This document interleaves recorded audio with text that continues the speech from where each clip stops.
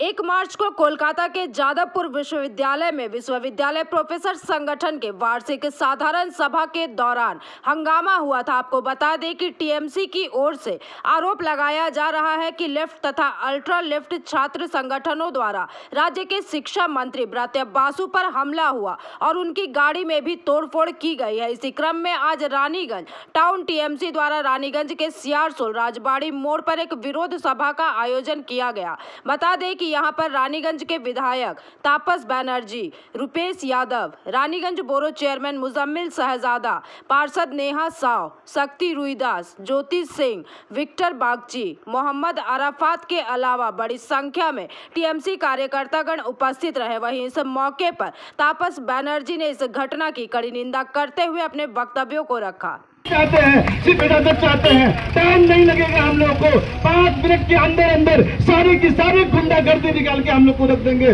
जिस तरह से हम लोगों के ऊपर हमला किया गया है, जिस तरह से हम लोगों के ऊपर गुंडागर्दी की गई है, पूरे हिंदुस्तान ने देखा है, पूरे बंगाल ने देखा है। साथियों, हम लोगों ने जादवपुर गेट के 3 नंबर में लगाया था। हम लोग जिस तरह से ब्रत्य बासु पर हमला हुआ, हम लोग शहीद उसके गवाह हैं, सत्यजीत गवाह हैं। हम लोगों ने देखा हमला होते हुए, हम लोग किस तरह से गार्ड दे करके किस तरह से उनको हम लोगों ने बाहर निकाला है, हम लोग जानते हैं। जैसे वो বন্ধু দল থেকে নির্দেশ দেওয়া হয়েছে, কিন্তু বন্ধু একটা কথা মাথায় রাখবেন, আমরা কিন্তু সংগত আছি, আগামী দিনেও থাকবো, কিন্তু এমন কিছু করবেন না যার জন্য আমরা এই প্রতিবাদ সভায় উপস্থিত আছেন আমাদের বিধায়ক মাননীয় তাপস ব্যানার্জি মহাশয়। এই ছাত্র থাকতো নিজের শিক্ষককে সম্মান দিত, নিজের শিক্ষককে যদি সম্মান দিতে পারতো নিশ্চিতভাবে ক্ষেত্রে কি দেখা গেল, যখন সেই মুহূর্ত পর্যন্ত যখন আমাদের শিক্ষামন্ত্রী সৌজন্য দেখাচ্ছেন, তখন প্রথমে তার গাড়ির কাঁচ ভাঙা হলো, তারপর তার গাড়ির বনেটের উপর বসে উৎপাত করা হলো, সেখানে লাগানো জাতীয় পতাকাকে ছিঁড়ে দেওয়া হলো, তারপর নাটক শুরু হলো। আর তারপরেও কি করলেন তারা, সেখান থেকে তারা চলন্ত গাড়ির উপর উঠে পড়লেন। তারপরেও আপনারা কি আশা করেন যে শিক্ষামন্ত্রী কি সেখানে গাড়ির কাঁচটা ভাঙার পর তার মাথা ফাটার অপেক্ষায় বসে থাকবেন? সেখানে তো তার প্রাণ সংশয়ের মতন অবস্থা তৈরি হয়েছিল। সেই সমস্ত লোকজন যাদের এবং আরো সমস্ত সংগঠন তৃণমূল কংগ্রেসের, আমরা জানি চেয়ার হবে যাদবপুরে, এতে পাই আমাদের এখানে অনেকজন শিক্ষার্থী এবং অনেকজন আমাদের শিক্ষক সংগঠনের যারা উপস্থিত আছে, যেভাবে তারা বাইরে দাঁড়িয়ে অকথ্য ভাষায় গালাগালি করছিল শিক্ষক সংগঠনের প্রতিটি আমাদের নেতাকে, তার জন্য আমরা ধিক্কার তৃণমূল ছাত্র পরিষদের সদস্যরা একবার থেকে নেবে। আর যদি দেখে নিতে হয় কাল সকালে এই লাল ঝান্ডা যাদবপুরে উঠবে না। এরকম ন্যাক্কারজনক ঘটনা আমরা নিন্দা করছি।